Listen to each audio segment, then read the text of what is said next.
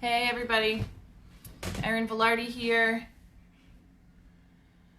Vote Run Lead.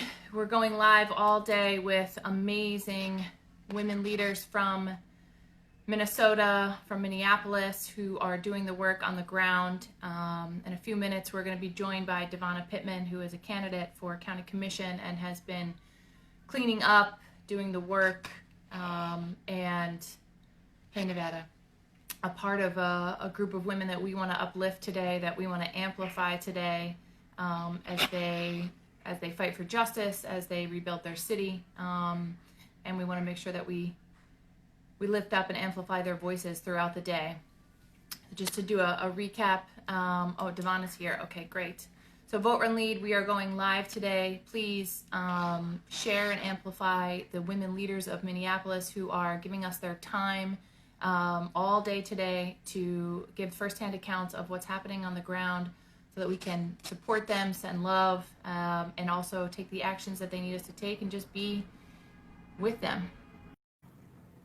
We're just waiting for Devon to go live. Hi. Good morning. Good morning. How are you? That's the question I have for you. How are you for real? How are you holding up? You are, you have been going 24/7. And we want to send you some love and strength through this camera if we can. Thank you. I'm taking it one day at a time. Yeah. I posted on my Facebook not long ago, when we say we're tired, it doesn't mean the same thing. It means something totally different. We are tired. Well, I mean, I think that's how I, saw all the amazing work that you're doing, Devonna. First, thank you for using your feet, for using your body, for using your heart, for using your eyes, for being a citizen journalist, being a business owner. Like, it's really amazing, and we're really grateful for your leadership. And I've been seeing what you've been doing. Even though you've been like live from your car, which I'm like, no, Yeah. I'd love for you to share a little bit with us, what it is that you are witnessing, and what it is that you want to get across when you go live to share what's really happening in Minneapolis. I'll be the first to say, I remember a couple years ago, Oprah came out and she said she had this slogan about texting while driving. And I was like one of the top proponents of that. We're not texting and driving. We're not talking on our phone and driving. But during this time where we're in the midst of a pandemic and racial unrest, Right. I literally was like, I have to talk to people. I have to make sure that people understand what's happening in our communities, what's happening, with our systems. And I'm only going to be able to do that when I'm driving, because once my feet are on the ground, I'm working, I'm serving, and I have 10 minutes from the time I leave home until the time I get in the field, and so now we're serving our community. And I'm like, I gotta do this. I think people will really hear it because they can feel that, like, I'm literally moving into a war zone. And once I get out of my car, I'm serving people, and I'm trying to give the hope that we're not getting from a lot of our systems. And so when this first happened, I was literally paralyzed for probably the first day or two after George Floyd was killed. I was paralyzed.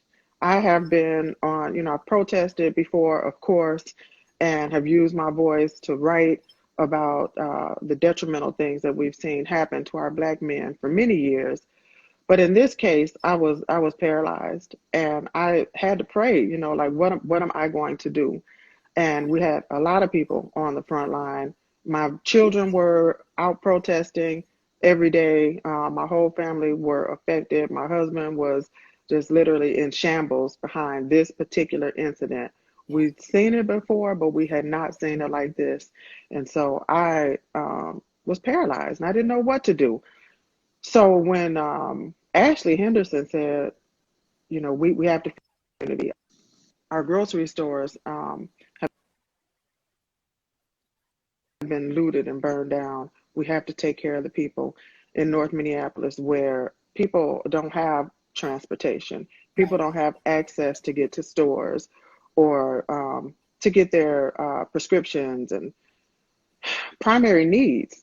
And we put the call out. We started out with one table on Friday afternoon, and then Saturday we said everybody meet at 10 o'clock. And I put the word out on Facebook, and I literally got there at 10 o'clock, and it was amazing. There were trucks everywhere. And so we've been working, 12-hour, 12, 13, 14-hour days, getting food and Pampers and formula and things to the community. So, you know, it's been a lot of long nights.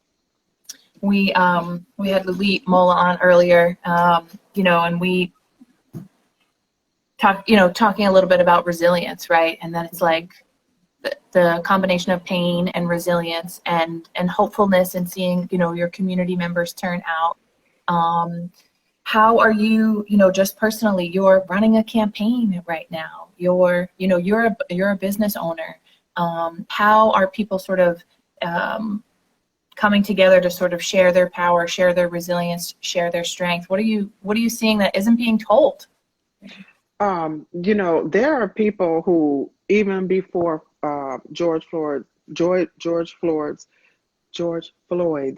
death, who had already started to rise up in the political world. Young folks, even in my campaign, people who had never been involved in politics said, I want to make a difference. I want to help you on your campaign.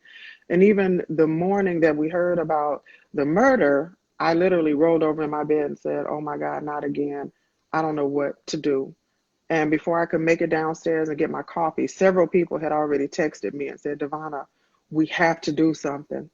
We have to do something. Yeah. And so the people that we're not seeing on the news, the people that we're not seeing, not even out on the front lines, are saying, Devonna, you have to do something. You have to allow your voice to be heard. And these are the same people who want to be in the conversations and help us to reshape policy. Right. Well, and they're exactly who, I think we were talking earlier about, this isn't a time to sort of think about reform, right? Or think about recovery, that this is a time for transformation. And I think that's really the work that you're doing. I mean, just I see alerts, and bring tampons because nobody's bringing those. Everybody's bringing canned goods. Like, we need to think about what we really, really need, and it's really transforming people's hearts and minds and the actions that they take. And so, how can this community help you? How can we amplify what you're doing? What do you need right now that we can help supply? Whether it's been, like I said, we've been resources. On the ground. Internet love. Go to my page, share. Yesterday, we finally had a chance to debrief yesterday for the first time since Friday, because it's literally just been a wave of donations coming in. So many people thank you guys so much to everybody who gave. So many people gave that we literally did not even have space to put the donations. But last night, we finally had a chance to debrief, and now we're figuring out that at some point, the organizational lot where we're actually hosting the food giveaway, they're going to start doing construction. And so we're going to have to move and regroup. Also, a lot of the donations that are coming in are not ethnic products. So we're getting like a lot of swab, and we need ethnic hair care products. In this community, it's primarily Black and brown individuals, and so we need to make sure that we're catering to our communities. We absolutely appreciate everything that has come in, but now that we're able to regroup a little bit, we should just try to focus on what we actually need. Vitamins, we already know that we have extreme health issues in the community and mental health issues as well, but we need vitamins. We need vitamin C, and those are the kind of things that we aren't seeing that are coming in. And just lifting up the volunteers. People, it is unbelievable the amount of individuals who have volunteered their time to be on the front line. Some people who have never done it before, but are just literally saying the same thing that we saw. Now it's time for us to take action. And people are being more action oriented than we ever had, and coming together to collaborate to make sure that communities have everything they need, which is amazing. Yeah. Okay, so you heard it.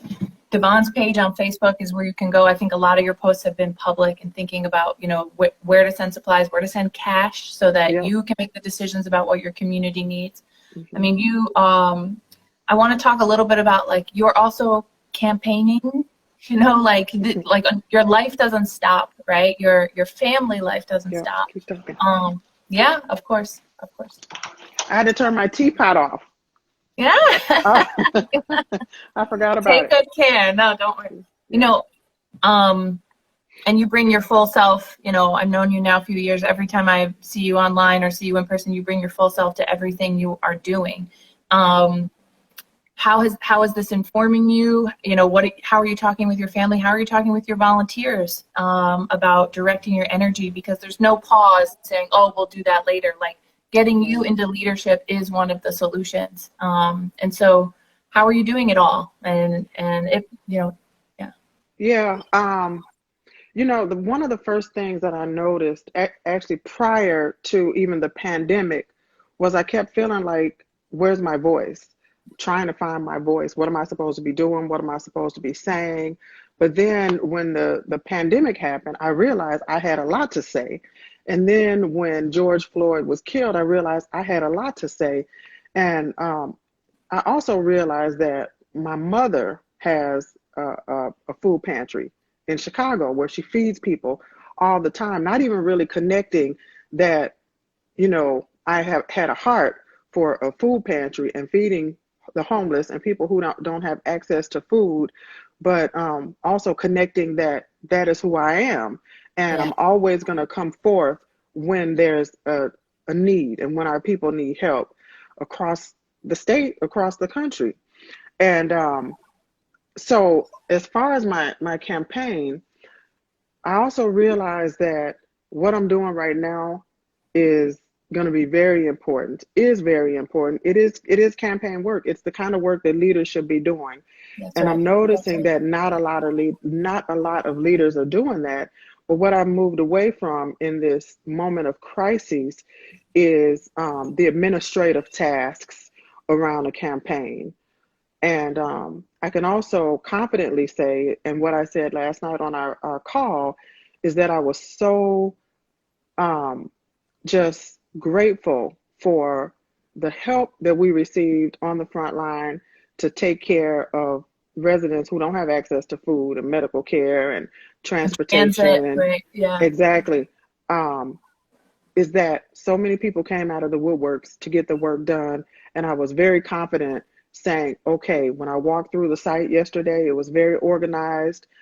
We have a much better system than we had when we first started. And I Right. said to them, okay, guys, now I'm going to step back and start to focus again on my campaign because that is where I need to be in order to be positioned for when this is, a little bit more stable. And so we can start making policy that is going to make all of this better because at the end of the pandemic and at the end of this stabilization or transformation or the beginning of the transformation, as Luli said, I have to be prepared and I have to make sure that we're recreating our Yeah.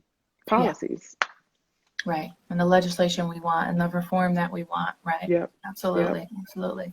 And I have to say, I have been, I'm not stunned, actually. I wish I was stunned at a lot of the silence, I think, from a lot of our elected officials, and the slowness of this, that I think has been, again, really disappointing and like sort of continual heart cracking, of an already broken heart. And Mm-hmm. I'm so grateful to you and to so many of the women that are, um, exactly the people that should be in power, in the positional power as well as the community level power. We need all of it, because it's going to take all of us. So, well, I want to honor your time. I know we said these would be short and brief, but a message you want to share, we're going to share this far and wide across our platforms.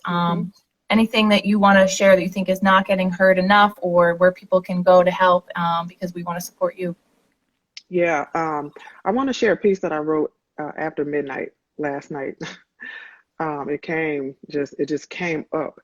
And I was watching the news, actually one of the late night talk show hosts, and he was interviewing a black man, and the brother could not even get his words out. He was bawling. And then it occurred to me that I had seen black men cry, and I know that my brothers were taught not to cry. You're not a man if you cry. And so I wrote this piece last night. Black men don't cry. They better not. From boys, they've been taught real men don't cry. This week, we determined that was a lie. Grown men cried when George Floyd died. They couldn't hold it any longer. From boys, they are taught to be stronger. The pain they hoped to never see, they saw. The pain we didn't think they could feel, we all saw that. As a result, black men cried because real men ain't never been able to be real men or real boys. And that's a fact, because they've been taught not to cry. You a man, they said, even when he was still a boy. And we determined that too was a lie. Cry, black man. Feel. You are ours. We feel you. We love you. We honor your tears. We honor you. You are real. Cry, black man. Cry. Be free. Heal, black man. Heal. It's beautiful. Yeah. Thank That's you. really beautiful. Thank you. So the one last thing I'll say is, and I've been saying it all over, let's not judge people for what they're not doing. The body has many parts: 2 legs, 2 arms, 2 ears, 2 eyes, a lip, and a nose. Let's all be our part, do our part, and like my grandmother told us, do whatever your hands find to do. Thank you.